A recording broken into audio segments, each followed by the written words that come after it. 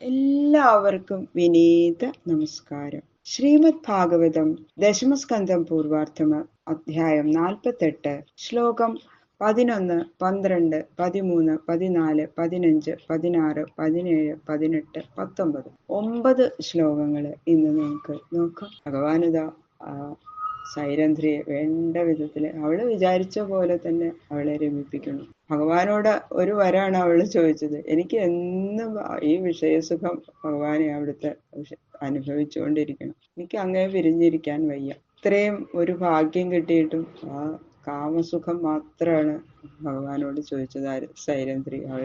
അവള് ബുദ്ധിഹീനയാണെന്നാണ് പറയണത്. ഭക്തി ഉണ്ടാവണമെന്നോ മോക്ഷം ഉണ്ടാവണമെന്നോ ഒന്നും പ്രാർത്ഥിച്ചില്ല. ഓം നമോ ഭഗവതേ വാസുദേവായ. ശ്ലോകം 11. ഓം നമോ ഭഗവതേ വാസുദേവായ. ദുരാരാധ്യം സമാരാധ്യം വിഷ്ണും സർവേശ്വരേശ്വരം യോ വൃണീതേ മനോഗ്രാഹ്യം അസത്വാൽ കുമനീഷ്യസോ. ബ്രഹ്മരുദ്രാദികളായ ഈശ്വരന്മാരെയും തന്റെ വ്യാപാരങ്ങളിൽ നിയമിച്ചിരിക്കുന്ന പരിപൂർണ സ്വരൂപനായ മഹാവിഷ്ണുവിനെ ഇങ്ങനെ പ്രത്യക്ഷമായി ആരാധിക്കാൻ ശുദ്ധ ഭക്തിയുള്ളവർക്ക് മാത്രമല്ലാതെ മറ്റാർക്കും സാധിക്കില്ല.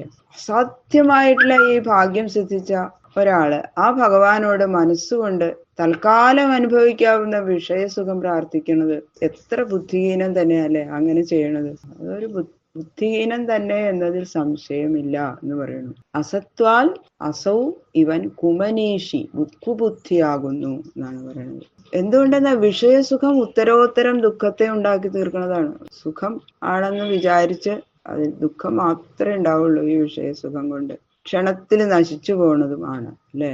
ഈ സൈരന്ധ്രി പ്രത്യക്ഷനായ ഭഗവാനോട് കാമസുഖം വരിച്ചതുകൊണ്ട് ഇവള് ബുദ്ധിഹീനയാകുന്നു. ഇവളെ പോലെ ആകരുത്. കൈവല്യം കാക്ഷിക്കാതെ കാമസുഖം കാക്ഷിച്ചത് വളരെ നിന്ദ്യായി എന്ന അതിന്റെ അർത്ഥം. പിന്നെതാ ഭഗവാൻ അക്രൂരന്റെ ഭവനത്തിലേക്ക് പോകുന്നു.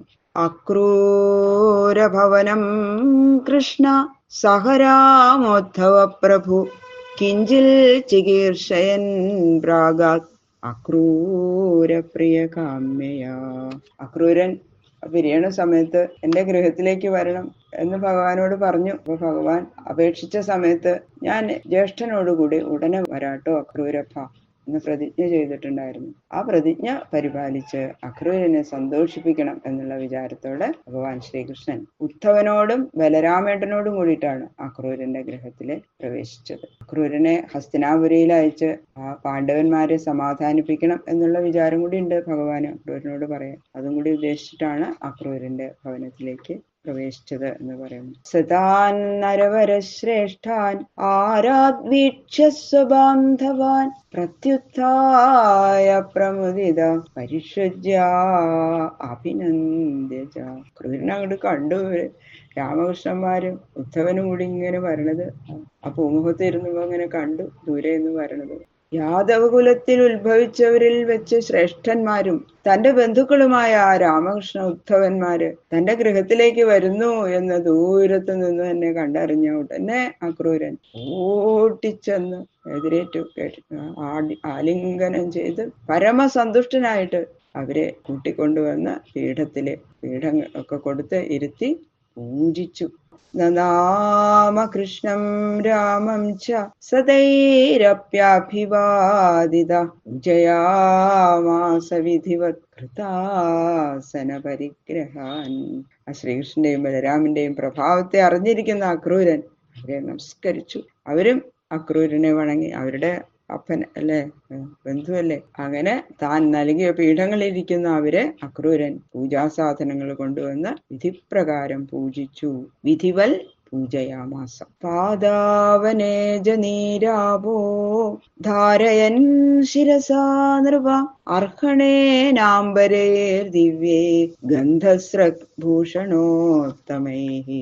ശ്രീകൃഷ്ണന്റെയും ബലരാമന്റെയും പാദങ്ങളെ താൻ തന്നെ വെള്ളം കൊണ്ട് കഴുകി ആ പാദതീർത്ഥങ്ങള് തന്റെ ശിരസിൽ അങ്ങോട്ട് തളിച്ചു. ആ ജലം ശിരസിൽ നിന്നൊഴുകി ദേഹത്തിലാകെ അങ്ങോട്ട് വ്യാപിച്ചു. ഇങ്ങനെ തന്റെ ദേഹത്തെ ശുദ്ധമാക്കി അക്രൂരൻ. ഭഗവാനെ പൂജിക്കാൻ പോകുന്നവൻ ആദ്യം സ്നാനം ചെയ്യണമല്ലോ. അപ്പൊ ആ പാദതീർത്ഥ സ്നാനാനന്തരം അതിമൃദുക്കളായ പട്ടുവസ്ത്രങ്ങൾ കൊണ്ട് കാലിങ്ങനെ തുടച്ചു കൊടുത്തു. കാല് കഴുകിയിട്ട് നല്ല പട്ടുവസ്ത്രങ്ങൾ കൊണ്ട് കാലൊക്കെ ഇങ്ങനെ തുടച്ചു. ദിവ്യ വസ്ത്രങ്ങള് രണ്ടുപേർക്കും ചാർത്തി പട്ടുവസ്ത്രങ്ങളെ കൊണ്ട് അങ്ങോട്ട് അലങ്കരിച്ചു ഭഗവാനെയും രാമകൃഷ്ണന്മാരും. പിന്നെ സുഗന്ധമായിട്ട് പൂരിതമായ ചന്ദനം ദേഹത്തിലെല്ലാം പൂശി, മാല ചാർത്തി, ദിവ്യ ആഭരണങ്ങള് സർവാംഗം ധരിപ്പിച്ചു. അങ്ങനെ വിധി പോലെ പൂജിച്ചു. എന്നിട്ട് നല്ല മൃദുവായിട്ടുള്ള മെത്തമേൽ അങ്ങോട്ട് കിടത്തി രണ്ടുപേരും. രണ്ട് കാലുകളും കൈകൊണ്ടെടുത്ത് ശിരസിൽ വെച്ചു ആദ്യം. എന്നിട്ട് തന്റെ മടിയിലാണ്ട് വെച്ച് കൈകൾ കൊണ്ട് മെല്ലെ തലോടി കൊടുക്കാൻ തുടങ്ങി. അത്യന്തം വണക്കത്തോടെ നമസ്കരിച്ചു. എന്നിട്ട് ഭഗവാന്മാരോട് ഇങ്ങനെ പറയണ ക്രൂരൻ: ദിഷ്ട്യാ പാപോ ഹതകംസ സാനുഗോ വാമിദം കുലം ഭവദ്ഭ്യാമുദ്ധൃതം കൃച്ഛ്രാൽ ദുരന്താച്ച സമേധിതം. പാപകർമ്മം ചെയ്ത് ലോകത്തെ ഉപദ്രവിച്ച ആ കംസനെയും അവന്റെ സഹായികളെയും നിങ്ങൾ രണ്ടുപേര് ഞങ്ങളുടെ ഭാഗ്യം കൊണ്ട് സംഹരിച്ചു. എത്ര കഷ്ടപ്പെട്ടു ആ കംസന്റെ ഉപദ്രവം കൊണ്ട് കുറെ പേര് രാജാക്കന്മാർ ഓടിപ്പോയി അല്ലെ. അങ്ങനെ ഞങ്ങളുടെ ഭാഗ്യം കൊണ്ട് നിങ്ങൾ രണ്ടുപേരും ആ കംസനെ സംഹരിച്ചു. നിങ്ങളുടെ ജനനം കൊണ്ട് പരിശുദ്ധമായ ഈ കുലത്തിന് ഉണ്ടായിരുന്ന സകല സങ്കടങ്ങളും തീർത്ത് വേണ്ടുന്ന സമൃദ്ധി എല്ലാം തന്നു വർദ്ധിപ്പിച്ചു. നിങ്ങൾ കാരണം ഈ കുലം തന്നെ ധന്യമായി എന്ന് പറയുകയാണ്. സർവസമ്പൽ സമൃദ്ധമായി. യുവാം പ്രധാന പുരുഷൗ ജഗദ്ധേതു ജഗന്മയോ ഭവദ്ഭ്യാം ന വിനാ കിഞ്ചിൽ പരമസ്തി ന ചാപരം. ഈ കുലത്തെ നിങ്ങൾ സംരക്ഷിച്ചു എന്ന് എന്തിനാ പ്രത്യേകം പറയണം? ഈ ലോകത്തെ തന്നെ സൃഷ്ടിച്ച് രക്ഷിക്കുന്നവര് നിങ്ങളല്ലേ. ഒരേ സമയത്തിൽ രണ്ട് രൂപം എടുത്തു വന്ന് ഒന്നായിട്ട് ചേർന്നിട്ടാണ് രണ്ടുപേരും. അതാണ് ജഗന്മയോ എന്ന് പറയുന്നത്. നിങ്ങൾ രണ്ടുപേര് പ്രധാന പുരുഷന്മാരാകുന്നു. ലോകത്തിന്റെ ഉൽപ്പത്തിക്ക് നിമിത്ത കാരണമായും ഉപാദാന കാരണമായും ഇരിക്കുന്നവര് നിങ്ങൾ തന്നെ.